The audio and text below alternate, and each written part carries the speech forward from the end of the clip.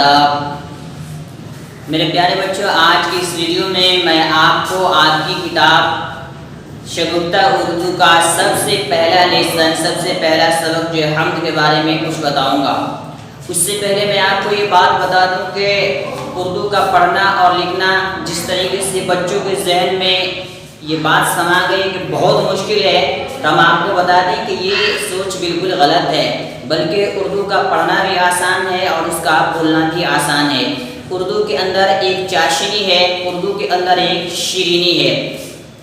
आप जब पढ़ेंगे तो आपको अंदाज़ा होगा कि उर्दू पढ़ने में कितना अच्छा लगता है और बोलने में कितना मज़ा आता है। तो मेरे प्यारे बच्चों, चलिए बगैर किसी तमहीद के आपका सबक हम शुरू करते हैं। तो आपकी किताब का जो सबसे पहला सबक है जिसका नाम है हम्द, तो हम सबसे पहले हम्द की तारीफ बता देते हैं। हम्द किसको कहते हैं? हम्द उस नज़्म को कहते हैं जिसमें अल्लाह तबारक व तआला की तारीफ और तौसीफ बयान की जाती है।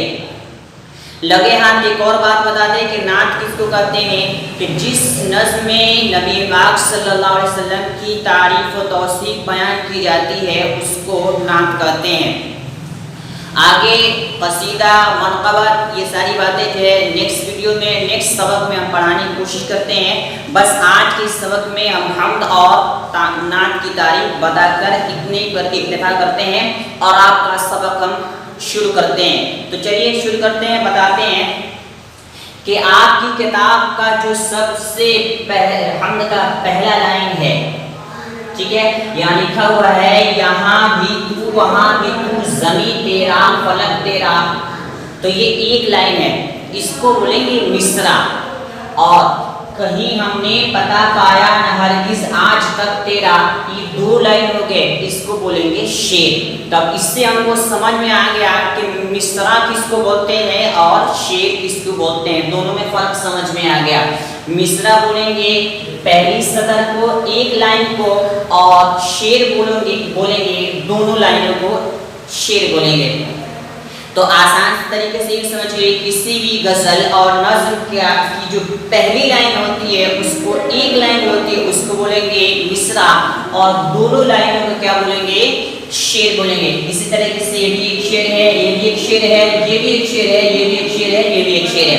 तो चलिए हम सारे अशार के थोड़े थोड़े मतलब बयान करते हैं, उसके बाद से जो है आगे का जो काम होगा उसको हम बताएंगे। चलिए शुरू करते हैं। यहाँ भी तू वहाँ भी तू, ज़मीं तेरी फलक तेरा, कहीं हमने पता पाया न हरगिज़ आज तक तेरा। देखिए ये इससे हम्द का पहला शेर है, इसको बोलेंगे हम मतला। देखिए इसके अंदर काफिया का एहतमाम किया गया है, तो जिस शेर के अंदर काफिया का एहतमाम किया जाए उस शेर को मतला कहते हैं। बराबर।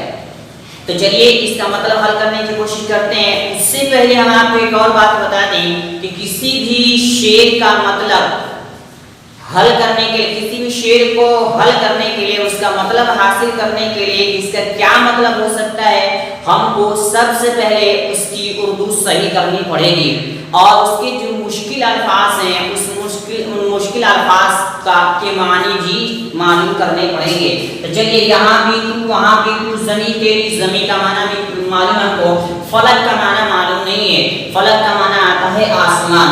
कहीं हमने पाया हरगिज़ आज तक तेरा, इसमें कोई ऐसा लफ्ज़ नहीं है जिसका माना आपको पता ना हो। इस शेर का मतलब हल करते हैं। शेर का मतलब ये है, शायर ये कहना चाह रहा है कि ये ज़मीन, आसमान, ये सब के सब जो है अल्लाह तबारक व तआला के हैं, लेकिन इसके साथ साथ ये शायर कह रहा है ये सारी चीज़ें अल्लाह के हैं, लेकिन अल्लाह कहाँ है उसका पता आज तक किसी को नहीं चला है।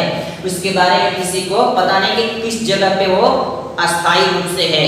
बात है बताना ये चाह रहे हैं हम आगे थोड़ी सी बात कि अल्लाह तबारक व तआला का वजूद है, लेकिन वो जिस जगह ढूंढेंगे आप उसी जगह मिल जाएगा। हमारे पास, आपके पास दुनिया की हर जगह, हर कोने में आप जो उसको जो है खोजना चाहेंगे, ढूंढना चाहेंगे तो मिल जाएगा। लेकिन कहाँ उस अपने जिस्म के साथ है, वो कहाँ जो है उपस्थित है, इसके बारे में किसी को मालूम नहीं है। चलिए आगे चलते हैं, दूसरा शेर हल करने की कोशिश करते हैं। सिफातो जात में यकता है ऐ वाहिद मुतलक, न कोई तेरा सानी है न कोई मुश्तरक तेरा। सिफात का माना आता है खूबी, सिफत की जमा है जिसका माना आता है खूबियां। चलिए जात का माना जानते हैं वजूद वगैरह, यकता अकेला, वाहिद मुतलक मतलब एक अकेला, न कोई तेरा सानी, सानी का मतलब होता है दूसरा, न कोई मुश्तरक तेरा, न कोई तेरा पार्टी है, न तुम्हारा कोई दोस्त है। अब देखिए शायद इस शेर में ये कहना चाह रहा है, दाद दहलवी के शेर में ये कहना चाह रहे हैं कि ऐ अल्लाह तबारक ताला, न तो तुम्हारी जात में कोई तुम्हारा शरीक है और न ही कोई तुम्हारे सिफात में कोई शरीक है। ठीक है, इस तरीके से न कोई तेरा सानी है और न कोई तेरा जो है दोस्त यार अहबाब है। ये सेम टू सेम हम आपको बता दें कि ये जो है सूरह इखलास 30वां पारा सूरह इखलास का ये तर्जुमा हम इसको कर सकते हैं कि कुल हुवल्लाहु अहद अल्लाहु समद, कि अल्लाह तबारक ताला जो है वो अब एक अकेला है, ना उसका कोई सानी है, ना उसकी जात में और ना ही उसकी सिफात में। बल्कि हम मुख्तसर तौर पर जो है इन अशार के मतलब बयान कर रहे हैं, उनकी तशरीह कर रहे हैं। आगे चलते हैं, तीसरे नंबर का शेर है, तेरे फैज़ो करम से नारो नूर आपस में यकदिल है, सनागर यक जुबां हर एक है जिन्नो मलक तेरा। मेरे प्यारे बच्चों, आप पहले इसके जो मुश्किल अल्फाज को देखिए, फैज़ो करम मेहरबानी, ठीक है। आगे नारो नूर, ये नार का माना यहाँ पे लिया गया है जिन्नात को, नूर का माना लिया गया है फरिश्ते को। नार का असल माना आता है आग, नूर का माना आता है रोशनी, लेकिन शायद यहाँ पे नार से मुराद लिया है जिन्नात को और नूर से मुराद लिया है फरिश्तों को, मलाइका को। एक दिल जानते हैं, सनागर, देखिए इस लफ्ज का माना जो हम आपको बताते हैं तारीफ करने वाला, सनागर यक जुबां हर एक है जिन्नो मलक, इसी की तशरीह जो यहाँ जिन्न मलक कर दिए हैं, नार का मतलब जिन्नात और नून का मतलब मलक। बराबर, तो चलिए इस शेर का भी मतलब हल करने की कोशिश करते हैं और शेर की तशरीह करने की कोशिश करते हैं। तो शेर के अंदर शायद ये कहना चाह रहा है कि अल्लाह की मेहरबानी है, ये उसका फैज़ है, ये उसका करम है कि सारे के सारे लोग जो आपस में एक दिल हैं और उनके दिल मिले हुए हैं, कि हर एक कोई जो है अल्लाह तबारक ताला की तारीफ और उसकी बड़ाई बयान करता है। हर एक किसी न किसी मौके पर जो है अपने रब को जरूर याद करता है, ये उसी की मेहरबानी है, उसी का करम है। अगर उसकी मेहरबानी और करम नहीं होता तो इस दुनिया के अंदर जो है बहुत बड़ा जो है घटना हो जाता है, दुनिया के अंदर बहुत बड़ा जो है, इसलिए कि एक ताकतवर चाहता कि कमजोर के ऊपर क्या करे, चढ़ दौड़े, उसको दबाने की कोशिश करे, लेकिन अल्लाह का करम और उसकी मेहरबानी है कि एक दूसरे के ऊपर ये रहम करता है। चलिए मेरे प्यारे बच्चों, अब जो है ये चौथे शेर को हल करने की कोशिश करते हैं।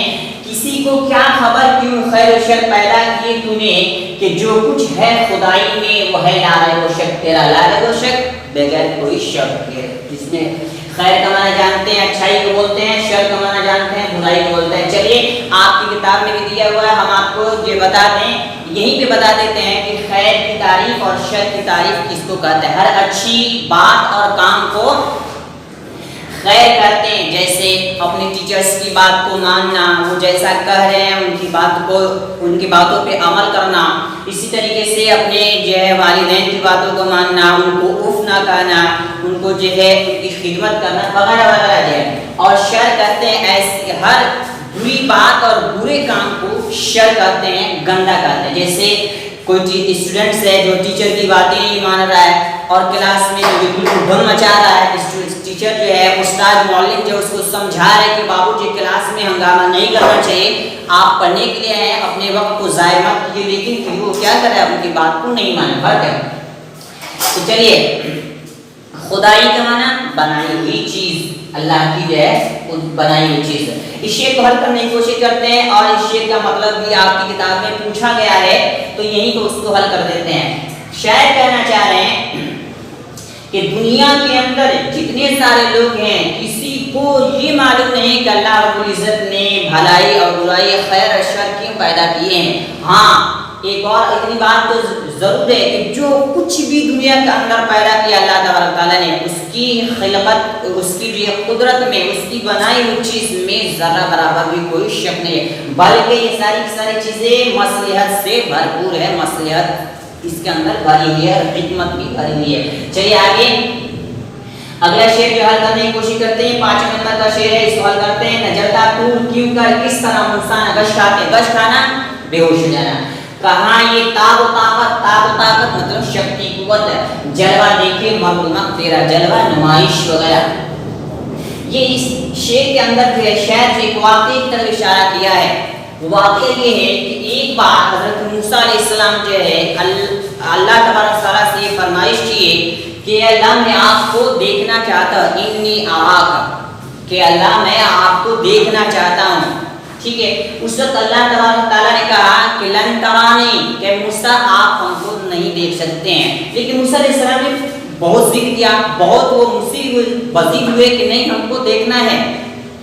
تو اللہ تبارک تعالیٰ نے کہا کہ پہلے کام کرو، پہلے جو پہاڑ ہے اس پہاڑ کے اوپر تم اپنی نظر ٹکاؤ، اگر تمہاری نظر اس پہ ٹک جاتی ہے تو تم مجھ کو دیکھ سکتے ہو، لیکن جب نہیں ٹکی تو سمجھ جانا کہ نہیں دیکھ سکتے۔ ہوا ایسے ہی کہ اللہ تبارک تعالیٰ اپنی تجلی، اپنی روشنی جو ہے اس پہاڑ کے اوپر ڈالے، جیسے اس اللہ کی تجلی اس پہاڑ پہ پڑی، وہ پہاڑ جو بالکل چکنا جل کے بھسم ہو گیا اور موسیٰ علیہ السلام بے ہوش ہو کے گر گئے۔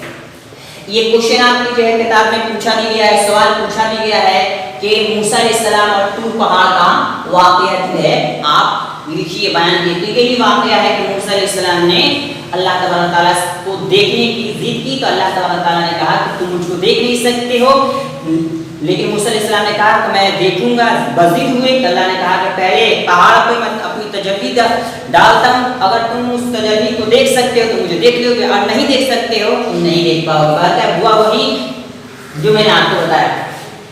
سب سے لاسٹ والا شعر جو ہے، دعا یہ ہے کہ وقت مرد کا معنی تھا مرنا، وقت مرد موت کے وقت اس کی مشکل آسان ہو، زبان پر داغ کی نام آئے یا رب، یک بیک تیرا فوراً، یک بیک کا معنی آتا ہے فوراً۔ میرے پیارے بچوں اس شعر کو بولیں گے مقطع، یہ قطع یقطع سے بنا ہے مقطع۔ چلے تو جس شعر کے اندر شاعر اپنا تخلص استعمال کرتا ہے اس کو بولتے ہیں مقطع کا شعر ہے یہ۔ اور ایک اور بات بتا دیں کہ مقطع کس کو کہتے ہیں، یہ تو بتا دیے، لیکن ہم یہ بتانا چاہ رہے ہیں کہ تخلص، اصل تخلص کس کو کہتے ہیں۔ تو تخلص جو ہے کہ شاعر، وہ نام جو شاعر اپنے اشعار میں استعمال کرتا ہے اس کو تخلص بولتے ہیں۔ یہ دیکھیے یہ داغ، ان کا نام ہے داغ دہلوی، ٹھیک ہے۔ تو انہوں نے اپنا نام جو شعر میں استعمال کیا ہے اس کو کیا کہیں گے، تخلص کہیں گے۔ چلیے اب شعر کا مطلب حل کرنے کی کوشش کرتے ہیں۔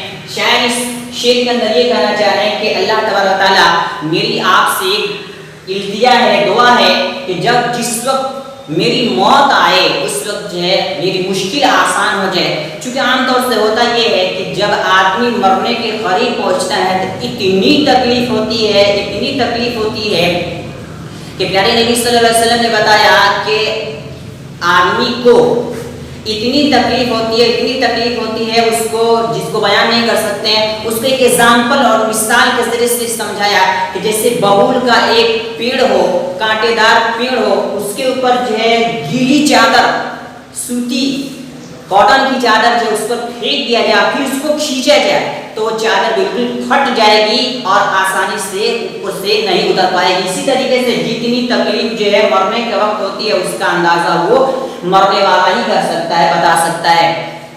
تو شاید یہ کہہ رہا ہے مرتے وقت میری مشکل آسان ہو، اس وقت کوئی کٹھنائی پریشانی نہ ہو۔ اس لیے شاید دعا مانگ رہا ہے کہ مرنے کے وقت اگر کوئی آدمی ایمان کی حالت میں نہیں بلکہ غیر مسلم ہو کے مرتا ہے، اس کی زبان پہ کلمہ نہیں ہوتا ہے، تو وہ پوری اس کی پوری زندگی اس کی جو خراب ہو جاتی ہے اور وہ آدمی جنت کا حقدار نہیں ہوتا. وہی شاعر کہہ رہا ہے کہ مرتے وقت میری ایک تو مشکل آسان ہو اور زبان پر یا اللہ تیرا نام میرا جو ہے فوراً آ جائے اور یہاں سے جاتے جاتے جو ہے کلمہ توحید لا الہ الا اللہ محمد رسول اللہ جو ہے ہماری زبان پہ جاری و ساری ہو.